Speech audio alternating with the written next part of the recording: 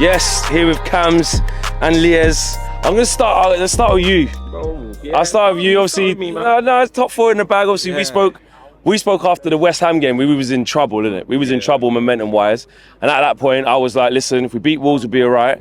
At the point on the show, you said, nah, United ain't getting top 4. And we did. We did do it. We managed to do it. Yeah, listen, I'm excited, man. I can't lie, I had doubts, man. I had doubts. Serious doubts. Yeah, I had serious doubts, man. The team was showing me signs that I didn't like. You know what I mean? Brighton, West Ham, and obviously Liverpool were on a good run. Like, what was it, 6 wins in a row? Yeah. So they had me kind of nervous a little bit, but, you know, here we are. Yeah, I'm saying top 4, and I want 3rd for the optics. Yeah. You know what I mean? It's looking nice. 3rd, 9 points off Arsenal, not too bad, innit? Hey, that's mad, isn't it? One of their best seasons, and, you know, we're way off the map. You know what I mean? So it's about that. But today, a lot of people talking about Casemiro today. Yeah. He was everywhere, innit? You know, one thing that people wouldn't have put synonymous with him is scoring goals like he has done this season at key moments as well. It's obviously 0-0 early in the game, where it's like, make sure we don't mess up today. Here's an early goal for you. Listen, how many times has he done that this season? He pops up in these moments. Listen, he won us the Carabao Cup. Yeah. He just secured us top 4.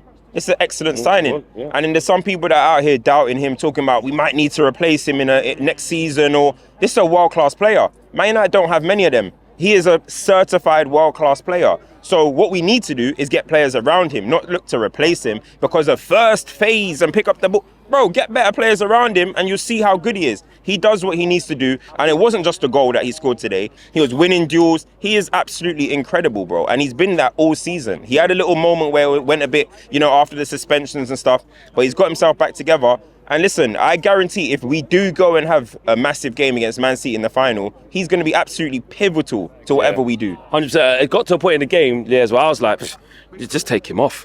Because, like, if something happens to this guy, we're toast. But I want to ask you about Sancho. Yeah. Because I know, like, your thoughts on him and stuff like that. Sancho, hey. Hold on. So, well, like, with what you saw, it was one game, can't get carried away, but with what you saw from him today, especially on the opposite side of the pitch he has been playing on, what did you think of it? I mean, my concerns of Sancho have always come with his directness, with his ability to like take on players. That's always been something. Does he have that in his game? Today, though, I don't think you can really complain with the performance he put, both on the left and then when he had to go on the right, played a great game. So for me, it's more so building on top of this performance because, like you said, today's a great game. But can he now give us 2, 3, 4, 5 games in a row? Because that's the signs of a top-class player. And I think he has the talent. I've never doubted that about Sancho, but it's always the application of him. It's always the courage to really take players on. Today, I have no complaints, bro. Yeah, because we're always onto him, kind of, we're searching for these performances, but today, he was laying on chances for people that they should have scored. His actual work rate was there. Top 4 in the bag in the first time of asking for Eric Ten Hag, yeah? Yes. How good of a season has he had with what he's had to deal with? Because we forget, Ronaldo was here only this season dealing with madnesses. Martial's only just turned up now. Like, we've had to deal with a lot. And he's managed to get top 4, a trophy in the bag, and a chance to win a historical final at Wembley. How do you assess this season? Yeah. I mean, at the start of the season, if I said we're going to get top 4 and a trophy, you would have taken that, right? Absolutely. 6 years we hadn't won a trophy. Here we are with the Carabao Cup. Okay, it's not the Champions League, is it? But it's still a cup to let these players know this is what it takes to win trophies, right?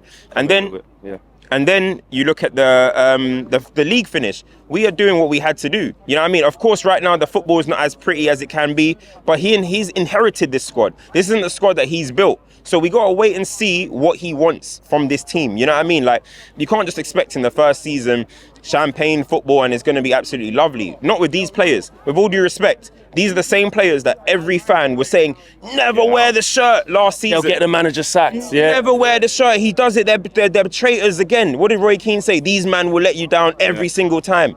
And now here we are, 3rd with a trophy in another final against a big rival. This is, at the end of the day, objectively, a very, very good season for Man United. Where we are, you can't argue that. I was saying, listen, I'll take 5th with a style of play. That's actually what I was saying. I think a lot of people were. Do you know, that's how bad it was. So for you, how do you think he's done, and what is the order of ceremonies for next? Yeah, no, look, I think this season, especially for Eric Ten Hag, has been an absolute success because you look at every single pundit, every single media member, every single fan in general, where do you expect United to finish at the end of the season? People were saying 7th, 8th, 9th even. So for us to really, our team is not complete. Like Cam said, we still need major players in certain positions, our starting 11.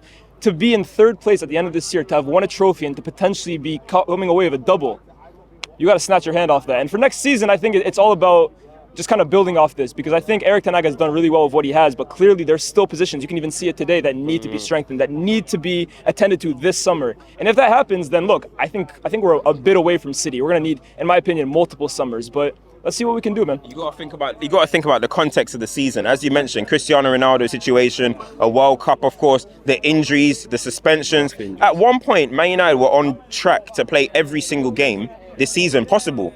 You know what I mean? And that's what ended up happening. Our players were running themselves into the ground. We had to start Volt Weghorst for 20 games in a row. Mad. That is the position that Man United were in. So the context of the season, what he's had to handle, and the size of this club, it's not easy just to walk in and hit the ground running. So there's a lot of fans, because they haven't seen the style of play kick in as of yet, they're getting a bit nervous. They're calling for De Zerbi and all these type of guys. Calm down, shiny new toy. Let's see how he does in Europe next season. Do you know what I mean? But listen, right now, I'm happy. Yeah, Ten Hag showed a bit because, you know, coming from the Dutch league, it's not that, it's not this, and to contend with all them pieces of the puzzle, to move them around, all them moving parts, he's definitely done well. Who was your man of the match today to finish off, and why? I think Wan-Bissaka was absolutely exceptional today. What's happened? I have no idea, bro. He's doing left foot dinks through the lines, like in the box. Like it's like he wants to go join. He said, "Give me it. I want to play." Like we all saw the clips over the summer, right? He's training by himself in some car park. People were laughing, bro, because he was in that. Bro, man, he done that video. Yeah, bro. You know when people do like mad techie training videos, like Alanga was doing shirt off, top bins, dumping on, and Wan-Bissaka was in a park in Lewisham, like just getting balls and clipping it down the line. That's all he was doing. It's true. But no, look, I mean, I think you got to give credit to Ten Hag because he's another player that he's improved, but you also have to give massive credit to Wan-Bissaka because a lot of players in that situation where the manager really doesn't have you in your plans whatsoever could realistically put their head down and look, they're out in January, they're just looking for a move.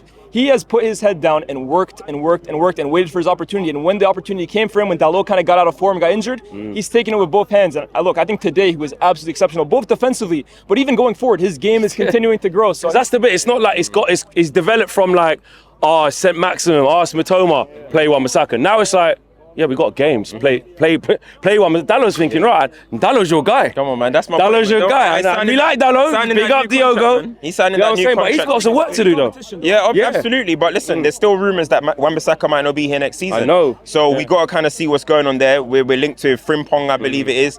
So let's see what happens, man. But I'm very, very impressed with him in terms of his mentality. You know what I mean? As Leah said, a lot of people could have just seen there on the bench in the first couple. All the fans are talking about he's not good enough. He could have just said, all right, cool, I'll go back to Crystal Palace. You know what I mean? But he fought hard, he worked hard, and the fans are absolutely celebrating what he's doing at the moment. So I got to praise his mentality, man. Was he your man of the match? Or was it Casemiro? Nah, my man of the match was Casemiro today, man.